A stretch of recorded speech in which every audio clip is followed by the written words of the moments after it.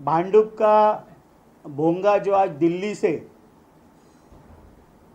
जिस प्रकार से आवाज़ उन्होंने की है, वो उनकी मानसिक विफलता दिखाता है। विधानसभा चुनाव में जो करारी हार शिवसेना को महाविकास आघाड़ी में मिली और दिन ब दिन शिवसेना उभाटा से जो लोग उनकी पार्टी छोड़ के जा रहे हैं, उस मानसिकता को वो दर्शाता है।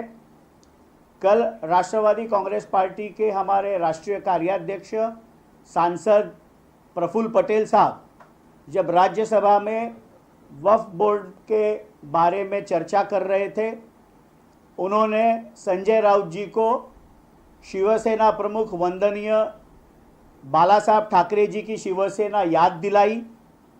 जब बाबरी मस्जिद का ढांचा गिराया गया था तो यही बाला साहब थे जिन्होंने आगे आकर कहा था कि उस ढांचे को अगर शिव सैनिकों ने गिराया है तो मुझे उसका अभिमान है। बम्बई में 92-93 में जो दंगे हुए थे उसमें भी हिंदुओं को रक्षण करने का काम शिवसेना ने किया था। ये दोनों बातें जब प्रफुल्ल भाई पटेल साहब ने संजय राउत जी को याद दिलाई तो उन्हें इतनी मिर्ची लगी कि आज 10 बजे दिल्ली में बैठकर उन्होंने जो भोंगा बजाया है वो बहुत ही निंदनीय है। मैं यही कहूँगा कि जिस भाषा का और शब्दों का प्रयोग संजय राउत जी ने किया है वो हम भी कर सकते हैं। क्या संजय राउत जी को हम कांग्रेस का सर्टिफाइड डैश डैश डैश कहे, Rashtravadi Congress party Silver Oak का डैश डैश डैश कहे? इस भाषा का, इस शब्दों का प्रयोग हम भी कर सकते हैं। लेकिन जैसे मैंने कहा कि लगातार होने वाले चुनाव में जो पराजय है और जो रोज महाराष्ट्र के तमाम जिले, तमाम तालुकाओं में से जो लोग शिवसेना उभाटा को छोड़ के जा रहे, उस वैफल्यग्रस्त मनस्थिति में अपना मानसिक संतुलन संजय राउत जी खो चुके हैं।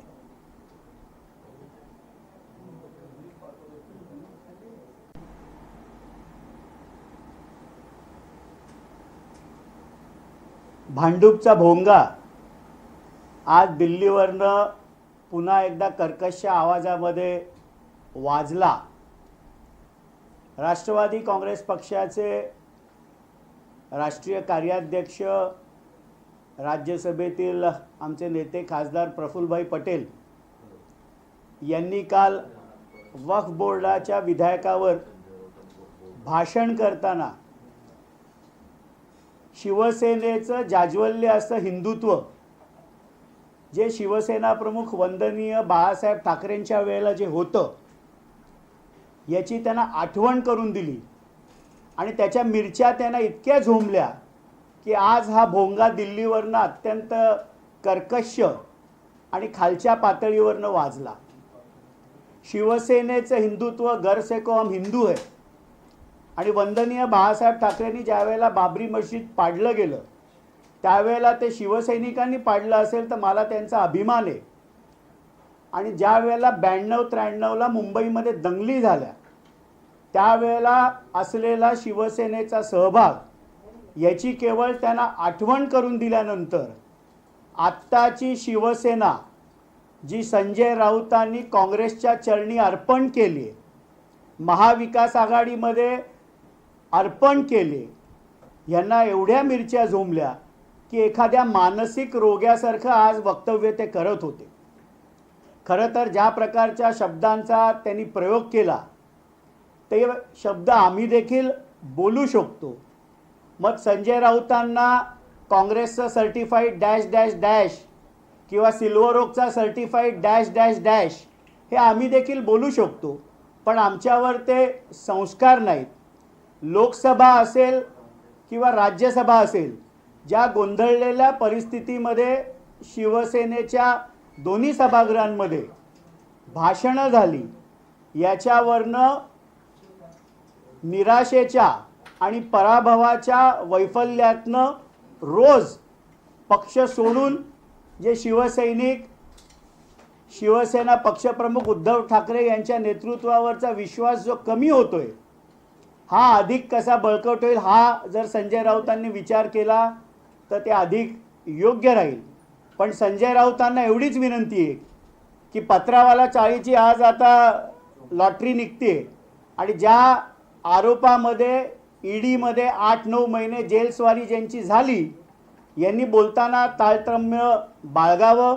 राष्ट्रवादी काँग्रेस पक्षाचे आमचे राष्ट्रीय अध्यक्ष, राज्याचे उपमुख्यमंत्री माननीय अजितदादा पवार साहेब असतील, आमचे राष्ट्रीय कार्याध्यक्ष खासदार प्रफुल्लभाई पटेल असतील, यांच्याबद्दल ताळतम्य बाळगून त्यांनी बोलावं. नाहीतर ठाण्याला मेंटल हॉस्पिटलमध्ये एक बेड नक्कीच आम्ही त्यांच्यासाठी भविष्यामध्ये बुक करू.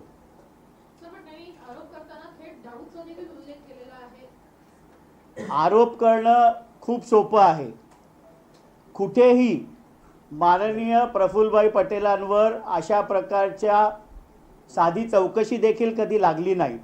आणि म्हणूनच मी म्हणालो ना की जे स्वतः ईडीच्या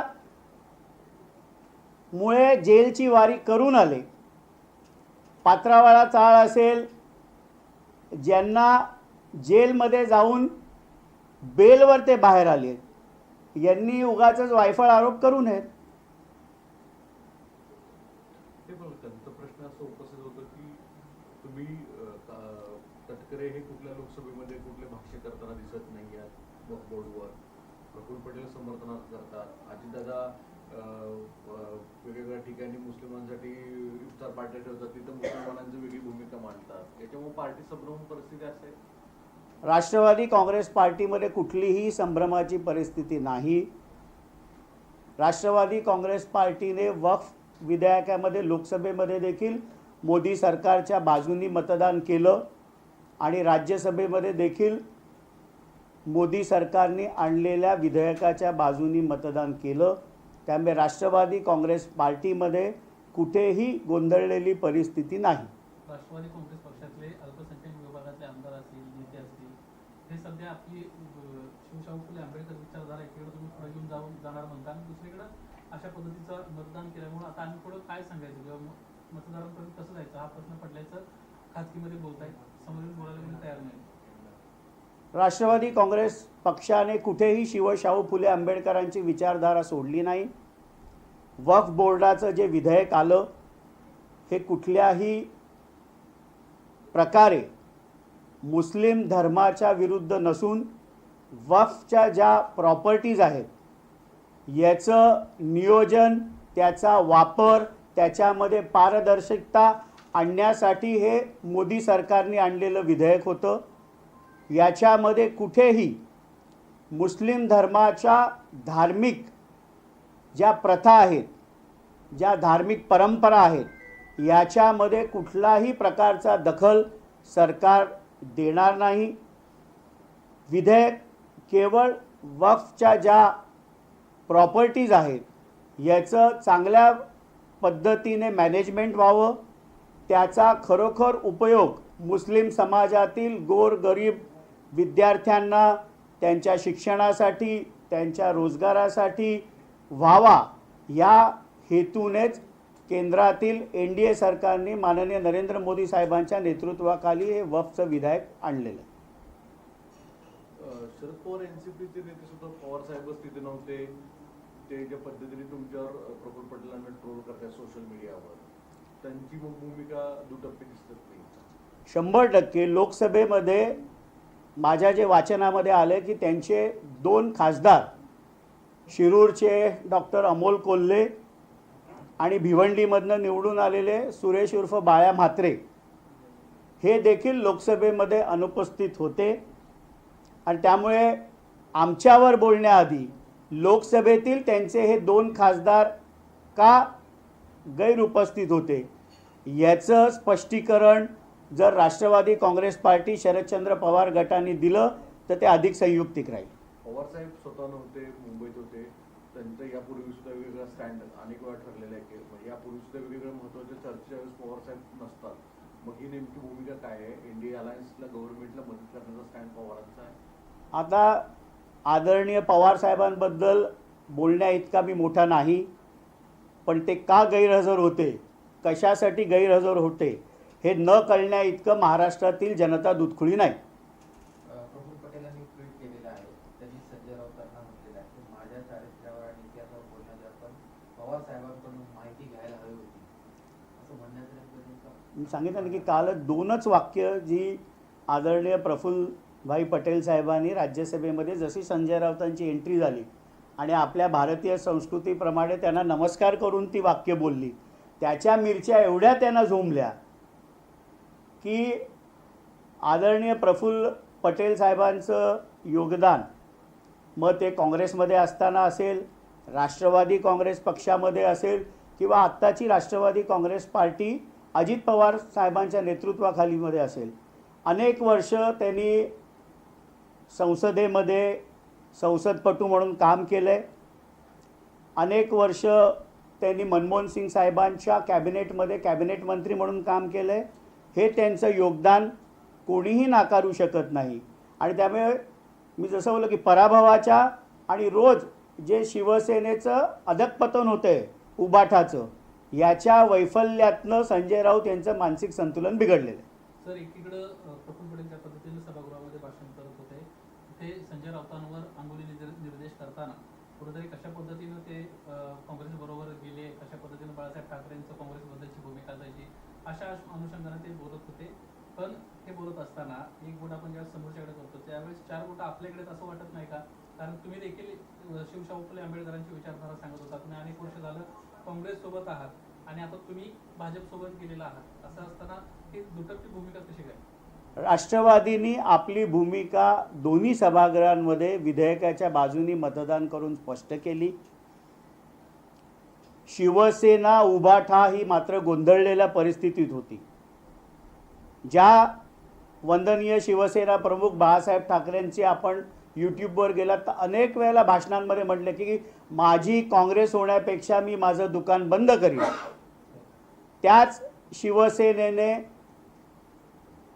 महाविकास आघाडीमध्ये काँग्रेस असेल, राष्ट्रवादी काँग्रेस पार्टी असेल, यांच्याबरोबर निवडणुकीमध्ये भारतीय जनता पार्टीबरोबर युती असताना देखील केवळ मुख्यमंत्री पदाच्या लालचेपायी महाविकास आघाडीचं गठन झालं.